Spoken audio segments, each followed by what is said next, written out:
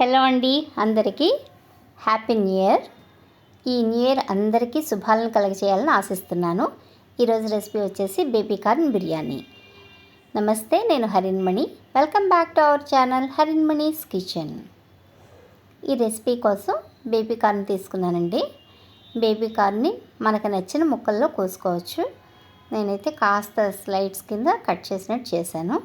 ఇప్పుడు వీటిని శుభ్రంగా కడుక్కొని ఒక బౌల్లోకి వేసుకుని ఒక 1/2 టేబుల్ స్పూను ధనియాల పొడి, 1/2 టేబుల్ స్పూను జీలకర్ర పొడి, ఒక 1/4 table spoon garam masala, 1 spoon మాత్రమే ఉప్పు వేసానండి. అలాగే ఒక 1/2 టేబుల్ స్పూను కారం, కొద్దిగా పసుపు, అలాగే అల్లం వెల్లుల్లి పేస్టు. ఇప్పుడు చివరిగా పెరుగు వేసేసుకోవాలండి.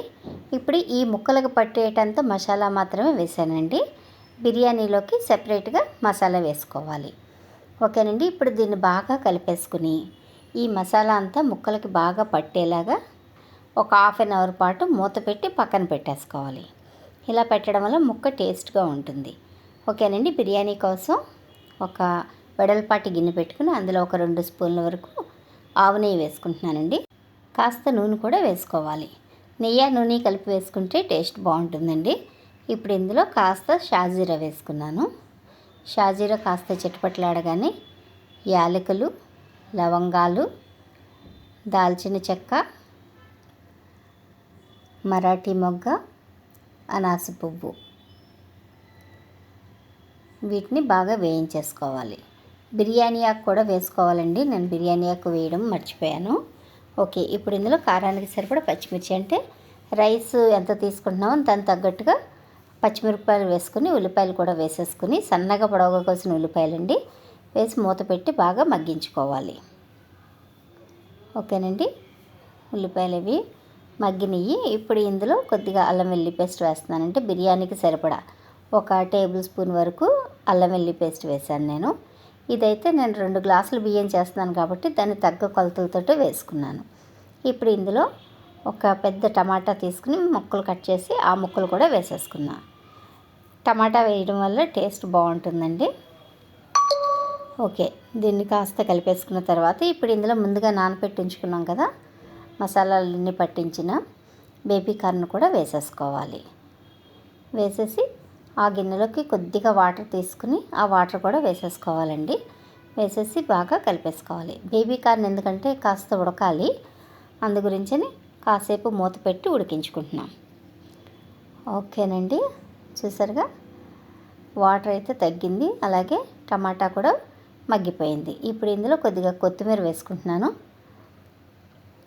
కొత్తిమీర కూడా వేసేసి బాగా కలిపేసుకోవాలి. ఇప్పుడు ఇందులో ఒక 1/2 అవర్ పాటు నానబెట్టిన బియ్యం వేసేసుకుంటున్నానండి. ఇవి అయితే మాత్రం మామూలు బియ్యమే, సోనా మసూరి బియ్యం, బాస్మతి అయితే కాదు. ఓకేనండి. దీన్ని బాగా హై ఫ్లేమ్లో పెట్టి కాసేపు ఫ్రై చేసుకున్నట్టుగా చేసుకోవాలి. ఇలా చేస్తే బాగుంటుందండి.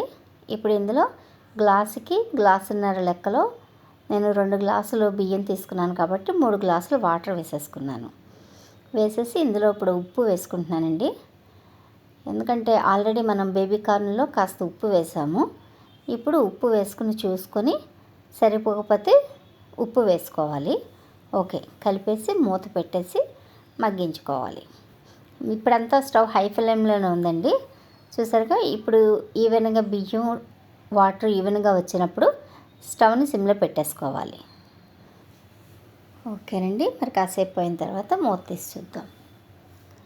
చక్కగా ఉడుకు పట్టేసిందండి. ఇంక దగ్గరికి వచ్చేసింది బిర్యానీ.